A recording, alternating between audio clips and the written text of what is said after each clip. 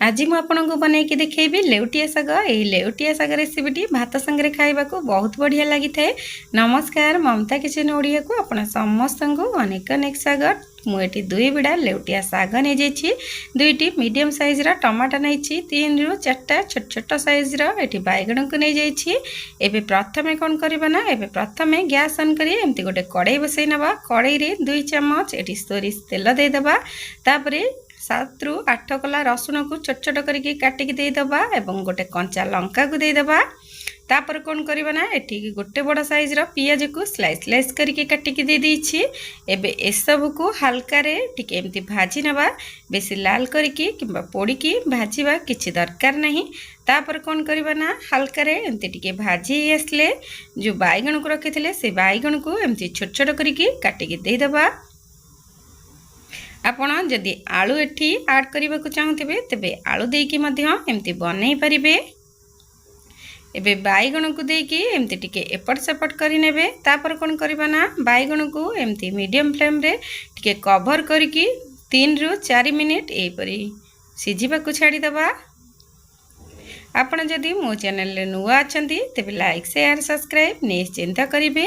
तापर कोन करिवे ना, एमती मझिरे मझिरे टिके काढी की एमती चेक कर नेउथिबे। एबे बैगण हमर अधालिया सिझी आसलानी। एबे बैगण सिझी आसला बेल को कोन करिवे ना, 2टा टमाटो को एटी काटी के दे देबे। तापरे गोटे चम्मच जीरा गुंड, हाफ चम्मच एटी लंका गुंड देकी एही परी से बैगण रे भाजी नेबे। आपण थरे एही परी बनैकी देखंतु, देखिबे लेउटिया साग खाइबा को बहुत बढ़िया लागिबो। एही रेसिपीटी बहुत कम तेल मसला रे प्रस्तुत। एबे कोन करबा ना, एबे एठी स्वाद अनुसार लूण दे दबा। तापरे एमती टिके भाजी नबा। आपण तो किए केते प्रकार बनैकी खाउथिबे, थरे एही परी किंतु बनैकी खांतु, देखिबे बहुत बढ़िया लागिबो। एबे कोन करबा ना, एबे साग को मु भल भाबरे धुआ धुई करके एमती काटिकी रखी नेछि। एबे से साग को देकी एही परी भाजी नबा। साग को सेमती टिके एपट सेपट करी नबा। 2-3 मिनिट एपट सेपट कला परे तापरे कवर करके 5 मिनिट पाखापाखी आमे सिझिबा को छाड़ी दबा।